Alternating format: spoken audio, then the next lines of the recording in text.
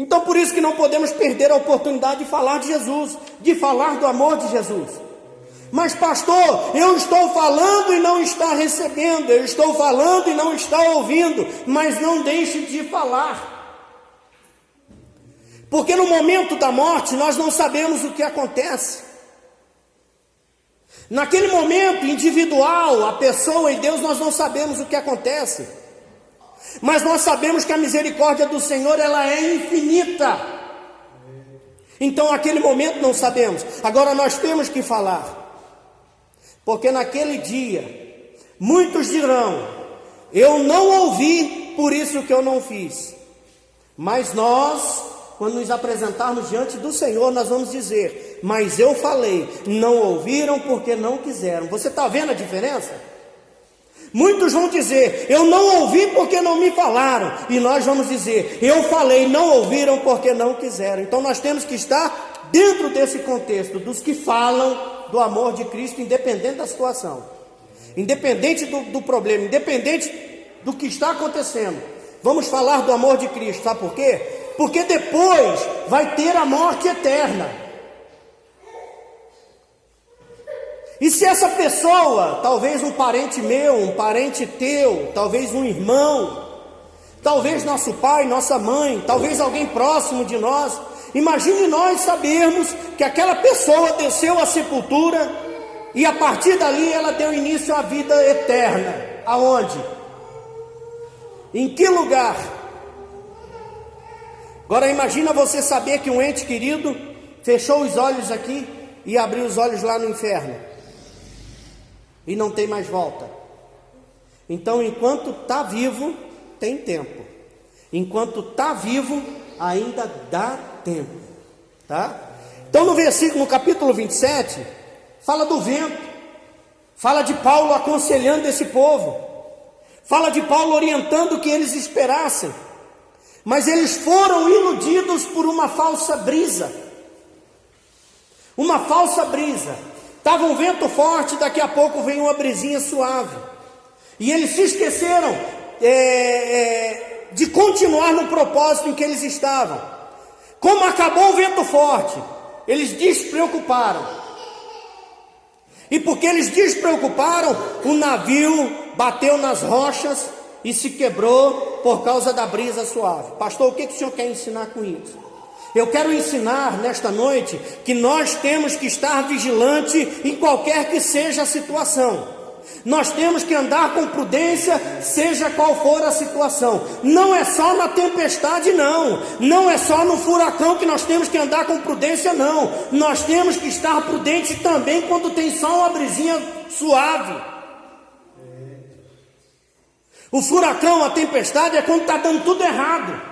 A brisinha suave, aquela brisinha fresca, gostosa, é quando parece que está dando tudo certo. Quando parece que está dando tudo certo, a gente deixa de ouvir a voz de Deus. Quando parece que está dando tudo certo, a gente se esfria na fé. Parece que eu e você só funcionamos quando as coisas estão dando errado. Quando está difícil, parece que a gente só funciona nessa hora.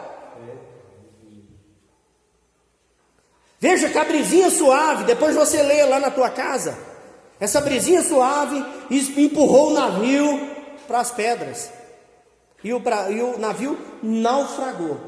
Então vamos atentar que nós temos que estar, a Bíblia fala que a gente tem que estar orando em tempo e fora de tempo. Pregando em tempo e fora de tempo. Nós temos que estar vivendo a verdade de Cristo na nossa vida em tempo e fora de tempo.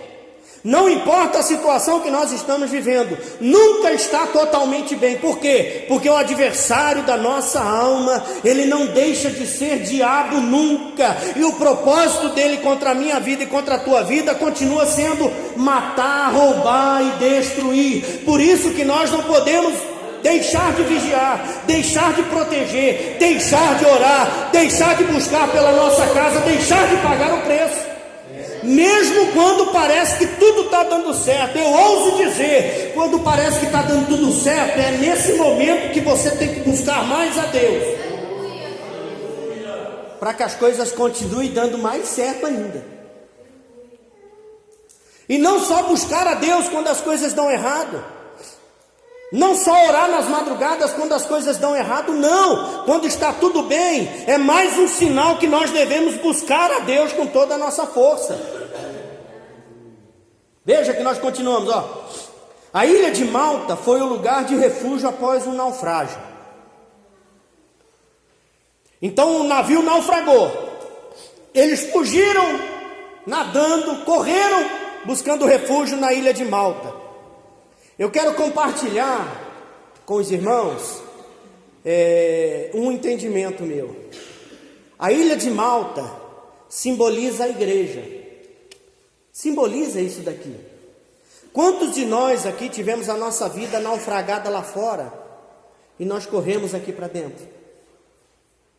Um chegou se arrastando, outros chegaram carregados, outros chegaram chorando, outros de nós aqui chegamos desesperados, preocupados com o amanhã, com o que há de acontecer. A igreja, ela faz uma referência a um lugar de refúgio para aqueles que estão vindo de uma grande tempestade. Eu fui para a igreja devido a uma grande tempestade na minha vida. Foi diante de uma grande tempestade que eu fugi para a ilha de Malta, que eu corri para dentro da igreja. E quando eu cheguei dentro da igreja, eu aprendi que Jesus num barquinho, a tempestade se levantou, ele ficou de pé no barco e disse assim, ó, acalma a tempestade, e a tempestade acalmou na hora. Então eu entendi que eu estou no lugar certo. Eu não posso nada diante da tempestade, mas aquele que tem um nome sobre todo nome, aquele que é o dono da minha vida, é o dono da tua vida, irmão. Quando ele disser, tempestade, te acalma, a tempestade vai se acalmar, meu irmão. Fica tranquilo, só não desista de buscar a Ele. Depois que Paulo chega na ilha de Malta, ele recebe refúgio, ele recebe abrigo, ele é alimentado, ele é bem recebido. E porque ele foi bem recebido, quando ele chega, existe uma fogueira. Quando uma pessoa ela é bem agradecida, quando uma pessoa sabe agradecer aquilo que fazem para ela, quando ela chega nos lugares, Paulo chega no lugar, já tem uma fogueira. Eu acho lindo que ninguém fala para Paulo assim, Paulo, você tem que pegar graveto para manter o fogo aceso. Não, Paulo é agradecido, sabe o que ele faz? Ele se dispõe a ir buscar graveto para alimentar o fogo. Ninguém precisou falar para ele nada. Ele fez isso como uma forma de ajudar, retribuir o que foi feito por ele. O que eu trago de ensinamento para a minha vida e para a tua vida? Ninguém precisa falar para você o que você tem que fazer. Seja grato a Deus por aquilo que Ele tem proporcionado para você. Faça sem ninguém pedir para você. Faça de amor, faça como retribuição. Eu vou na igreja retribuir aquilo que Deus tem feito por mim. Eu vou devolver o meu dízimo para retribuir o que Deus tem feito por mim. Eu vou fazer uma campanha de oração em casa, agradecer a Deus pela minha família, como agradecimento pelo que Ele tem feito por mim. Eu vou retribuir aquilo que Deus tem feito. Eu tenho saúde, estou de pé, estou vivo. Eu vou retribuir o que Deus tem feito por mim, adorando a Ele, falando sobre Ele, anunciando o poder dEle. Paulo chega nessa ilha, não precisou de ninguém falar nada. Ele levantou do seu lugar e foi fazer. Ele se dispôs a fazer. Muitas vezes eu e você estamos esperando alguém pedir para nós fazermos. Eu vou fazer só se o pastor pedir. Eu vou fazer só se a irmã Gisele pedir. Eu vou fazer só se a Edilane pedir. Só se o Fernando pedir. Só se a Laena pedir. Eu vou fazer... Não, irmão. Nós não estamos aqui para esperar por ninguém, não. Vamos retribuir o que Deus tem feito por mim, para você. Você sabe o que precisa ser feito. Você sabe onde precisa da tua ajuda. Então retribua o que Deus tem feito por você. Seja grato.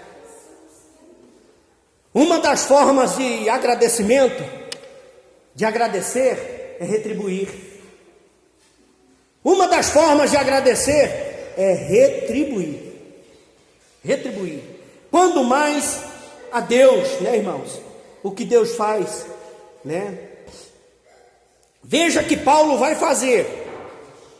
Vai pegar o fogo, vai pegar lenha para alimentar o fogo. Quando ele vai pegar a lenha, ele é picado por uma serpente, por uma víbora. Eu aprendo aqui que a víbora já estava ali no meio dos gravetos. A víbora estava ali e com certeza estava esperando o momento certo. Por quê? Porque a víbora se dispõe a atacar somente aqueles que estão dispostos a buscar gravetos para manter a fogueira acesa. Aqui vai uma resposta para mim e para você. Por que me perseguem tanto? Por que falam tanto de mim? Por que me criticam tanto? Por que na minha família é assim? Por que lá fora é assim, me perseguem tanto? Por que a igreja de Cristo é tão perseguida? Porque é a única que se dispõe a buscar graveto para manter a fogueira acesa. E o diabo está se levantando contra você? Dá glória a Deus. Ele só se levanta contra aquele que vai buscar graveto para manter a fogueira acesa.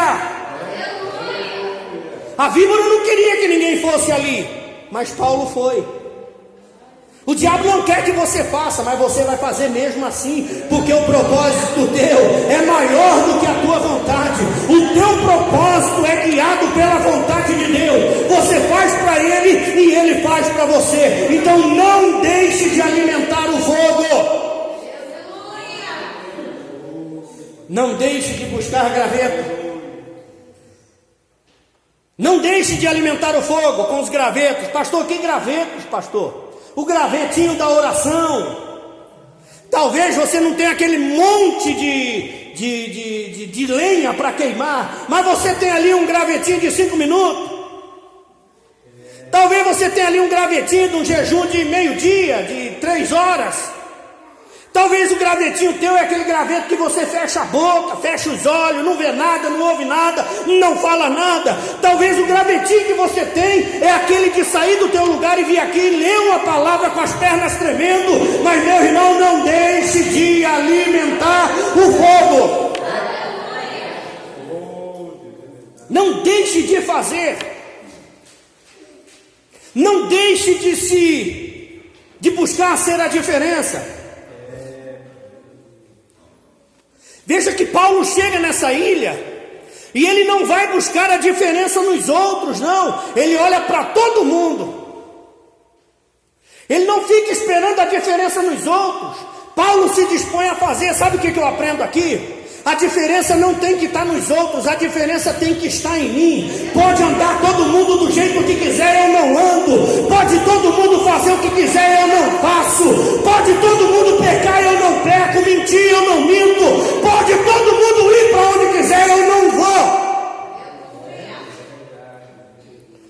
Então Paulo não é movido pela massa. Paulo não é movido pela multidão, ele é movido pela vontade de Deus, pelo querer de Deus, pelo efetuar de Deus. Paulo é movido pela confiança no Pai eterno. Ei, meu irmão, a tua confiança está em quem?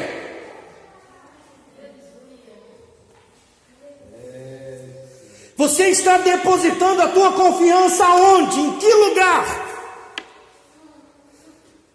Porque a diferença que eu busco, que eu espero, não tem que estar nos outros, tem que estar em mim. É aí que começa a diferença, a fazer a diferença.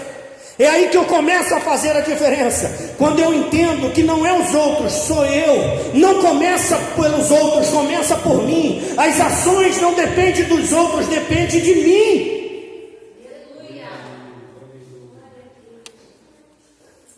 Não tem um ditado aí fora que diz assim: se um não quer, dois não brigam? Irmão, seja esse um que não quer. Estão xingando, sai de perto. Estão falando mal, sai de perto. Seja esse um que é diferente. Seja esse um que não se mistura. Seja esse um que não se corrompe. Seja esse um que está focado na presença, na palavra e na graça de Deus. Seja esse um que quer ir